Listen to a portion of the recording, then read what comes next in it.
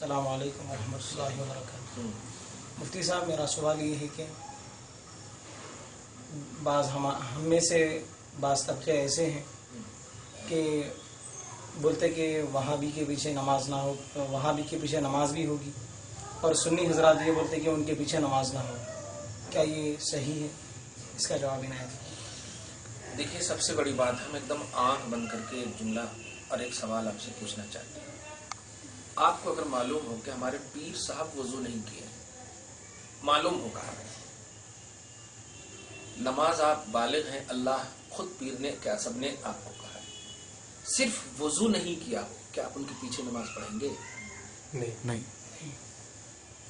ایک دم کنفرم معلوم ہو، نہیں پڑھیں گے۔ سمجھ گیا؟ کیوں نہیں پڑھیں گے؟ کیونکہ آپ سن چکے ہیں مرید ہونے سے پہلے بھی، یا رسول کے بارے میں سن چکے ہیں کہ نماز وضو اس کے لیے شرط ہے، نماز کی کنجی وضو۔ میں پوچھنا چاہتا ہوں، میں پیر ہوں، میں نے وضو نہیں کیا، تم کو اس سے کیا مطلب ہے؟ تم پڑھ لو، پیر صاحب بول رہے ہیں نا۔ نہیں، پیر جو ہے آخرت کو سنوارنے کے لیے ہوتا ہے، اور آخرت سنورے گا کب؟ جب رسول پاک صلی اللہ علیہ وسلم کو فالو کرے گا۔ اور یہاں آپ نے نماز کی جو کنجی تھی وہ آپ خود فالو نہیں کر رہے ہیں، تو مرید کو کیسے آپ آخرت سنواریں گے؟ ایک بات۔ لیکن میں پوچھنا چاہتا ہوں، بھائی میرے اتنے احسانات ہیں، سب بھول گئے، ایک وضو نہیں کیا تو آپ مجھے بدنام کر رہے ہیں۔ تو آپ کہیں گے حضرت یہاں بدنامی نہیں، یہاں پہ یہی نام ہے۔ اگر میں نے آپ کے پیچھے پڑھ لیا تو آپ بھی چلے جائیں گے اور ہم بھی چلے جائیں گے۔ کہ اتنا شعور تو ہم کو آپ سے ہی ملا ہے، رسول پاک سے ہی ملا۔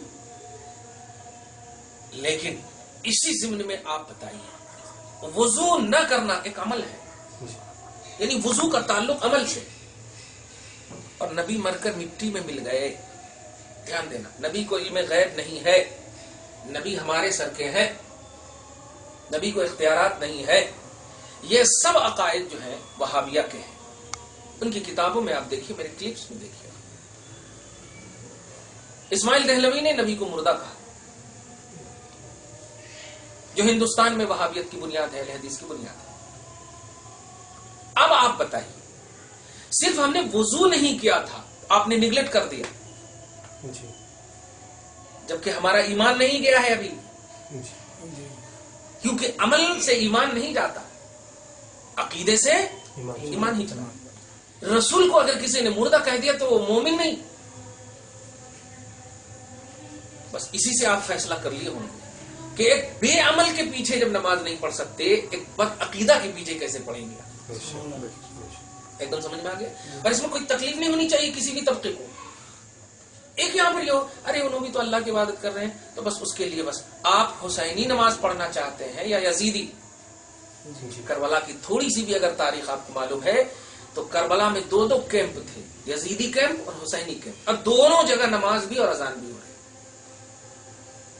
اب آپ بتائیے کون سی نماز پڑھیں گے؟ حسینی کیوں نہیں گئے جبکہ میجارٹی ان کی تھی؟ جماعت میں کثرت، حدیث پاک میں آیا ہے کہ کثرت پر اللہ کی مدد ہوتی، جماعت پر اللہ کی مدد ہوتی، کیوں نہیں گئے؟ اگر امام حسین اور حسینی حضرات غلط کیے، ہم ان کے ساتھ مان نہیں، غلط کر ہی نہیں سکتے۔ سمجھ گیا؟ اس لیے نماز آپ کو پڑھنا ہے ان کے پیچھے جو صاحب عقیدہ ہو، جن کا عقیدہ درست ہو اور جن کا عمل بھی درست ہو۔ جیسے آپ نے پیر کو جب نگلیکٹ کر دیا بے عملی کی بنیاد پر، تو بڑے بڑے جبے کبے کو آپ مت دیکھیے، سمجھ رہے نا؟ بڑے بڑے علماء ہونے کو مت دیکھیے، اسکالر ہونے کو مت دیکھیے، عقیدہ ان کے اندر موجود ہے، عمل کا پہلو ان کے اندر موجود ہے، آپ ان کے پیچھے پڑھیے۔ اس میں کوئی ڈیوائیڈیشن کا پہلو نہیں ہے، اور کسی بوڑھے کو اس میں تکلیف بھی نہیں ہونی چاہیے کہ ارے وہ ان کے پیچھے نہیں پڑھتے، سنی کہتے ان کے پیچھے نہیں پڑھتے۔ ہمارا ماننا یہ ہے کہ اگر آپ بے عمل کے پیچھے نماز پڑھتے ہیں تو آپ پھر ہم نے، اسی لیے ابھی دیکھیے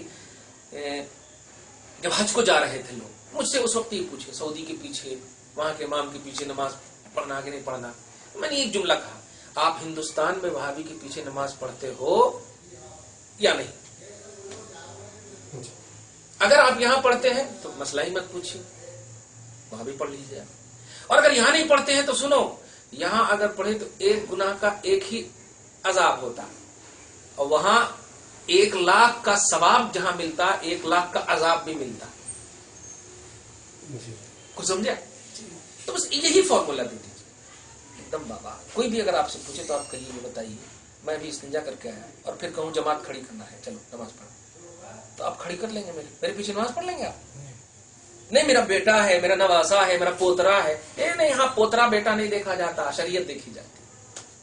तो ऐसे किसी के पीछे पढ़ने और किसी के पीछे ना पढ़ने का बेस शरीयत होना चाहिए। वहां भी अहले हदीस बिल इत्तेफाक उलमा के एतबार से देखिएगा, अवाम अलग है, अवाम तो पैदा हो जाते हैं, है नहीं, अवाम नहीं, उलमा के एतबार से इनके सरगना होने, जैसे इस्माइल दहलवी का नाम, इनके बड़ों ने किताब लिखा और इन किताब के बेस पर ये जमात मुर्तद है, ये जमात जो है खारिज इस्लाम है, इनके पीछे किसी भी हाल में नमाज नहीं हो।